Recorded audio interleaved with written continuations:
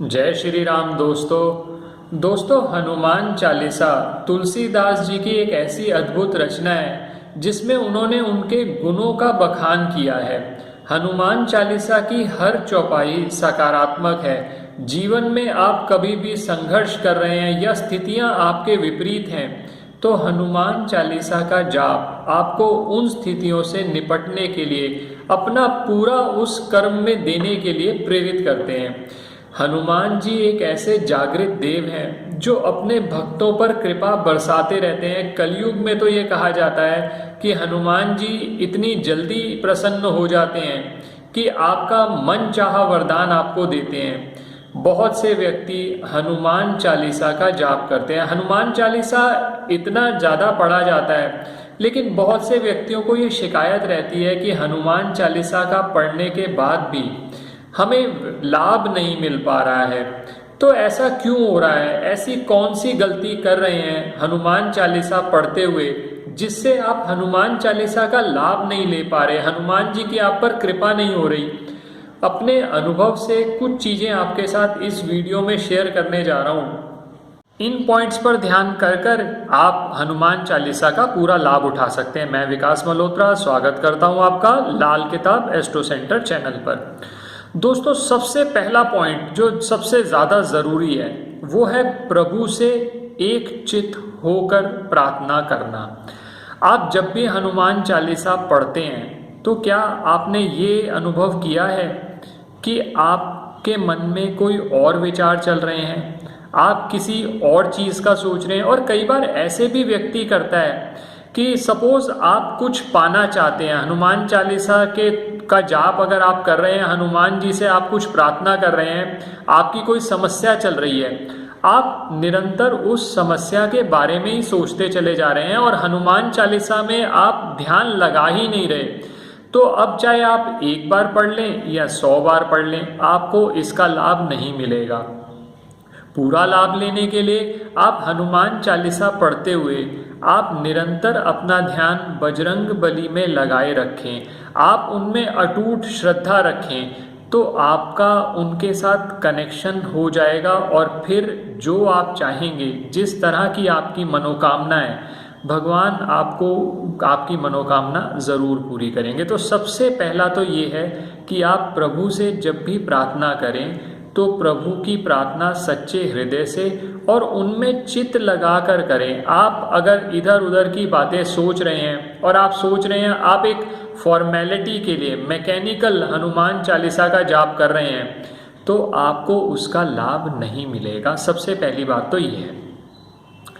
दूसरा जो important point है वो है कर्म। आप हनुमान चालीसा पढ़ रहे हैं, हनुमान जी की पूजा कर रहे हैं और आपके जो कर्म हैं वो जैसे किसी को दुख देना, किसी को तंग करना या किसी का पैसा हड़प लेना या किसी के साथ गलत कृत्य करना, अगर आप ये सब करते चले जाएंगे तो आप हनुमान चालीसा में हनुमान जी की कृपा नहीं प्राप्त कर सकते। तो कर्मों पे ध्यान दीजिए, कहीं आपके कर्म ऐसे तो नहीं कि आप पर भगवान, आप किसी भी भगवान की आराधना करते हैं तो आपको कर्मों पे ध्यान तो देना ही पड़ेगा। अगर कर्म आपके सही नहीं है तो आप जैसी मर्जी प्रार्थना कर लें, वो फलीभूत होने के उसके चांसेस नहीं रहते। तीसरा महत्वपूर्ण प्रश्न आता है कि क्या हनुमान चालीसा पढ़ने के कुछ नियम हैं क्या? इसमें 2 कैटेगरीज में आपसे बात कर रहा हूँ। सबसे पहली कैटेगरी तो अगर आप हनुमान जी की पूजा करने के लिए, हनुमान जी की प्रार्थना करने के लिए आप हनुमान चालीसा का जाप कर रहे हैं तो आप हनुमान चालीसा का जाप किसी भी समय करें, चाहे सुबह करें, शाम करें, किसी भी दिन करें और जितनी बार करेंगे उतना ज़्यादा अच्छा। कोई इसके लिए नियम नहीं है। आप मौका देखिए जहाँ पर आपकी श्रद्धा बन रही हो, आपके पास समय हो, हनुमान चालीसा जितना, चाहे 1 चौपाई पढ़ लें, चाहे 2 चौपाई पढ़ लें, चाहे पूरा हनुमान चालीसा पढ़ लें, चाहे 1 बार पढ़ें, 2 बार पढ़ें, 5 बार पढ़ना चाहे पढ़ लें।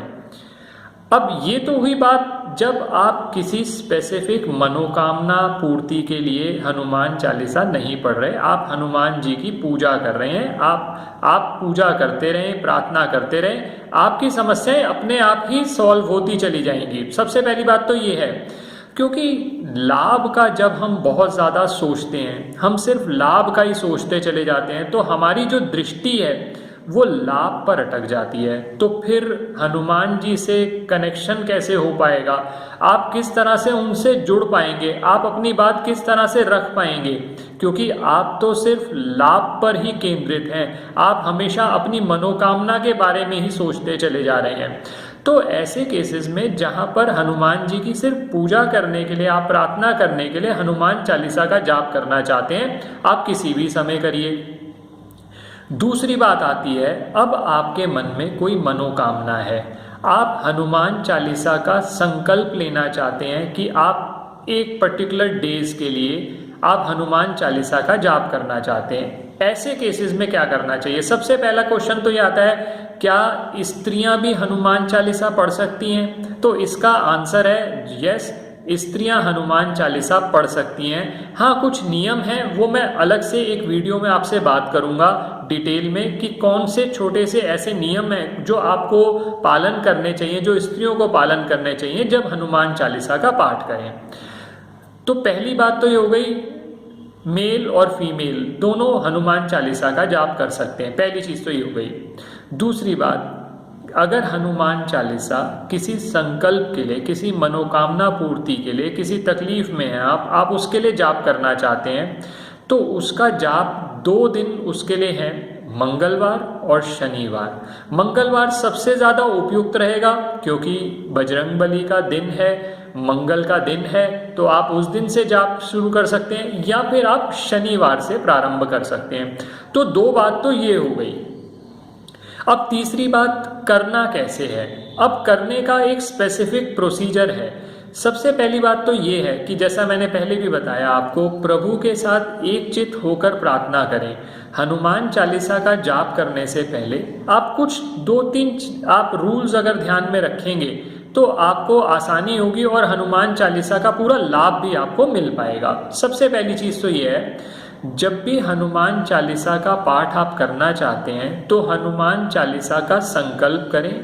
मन ही मन आप अपने मन में लाएं कि आप किस पर्पस के लिए ये हनुमान चालीसा का जाप कर रहे हैं। जब किसी स्पेसिफिक पर्पस के लिए हनुमान चालीसा का जाप किया जाता है तो उसके लिए कम से कम 11 दिन का जाप किया जाता है, और वो 11 दिन में आपको हनुमान चालीसा एक बार तो मिनिमम पढ़ना है दिन के अंदर। किसी भी समय आप सुबह पढ़ लें, शाम पढ़ लें, जिस समय आपको टाइम मिले, जिस समय आपको ये लगे कि आपकी वेवलेंथ पॉजिटिव है और हनुमान जी से कनेक्शन करने में, अपने इष्ट देव से कनेक्शन करने में आपको आसानी होगी, आपको कोई डिस्टरबेंस नहीं है, आप उस समय पर बैठ के कर सकते हैं। जब भी आप पूजा में बैठेंगे तो सबसे पहले हनुमान जी की एक फ़ोटो अपने सामने रखें, एक आसन बिछा लें। आसन, अगर उसके ऊपर आसन पे जो कपड़ा है वो लाल रंग का बिछा लें तो और ज़्यादा अच्छा रहेगा।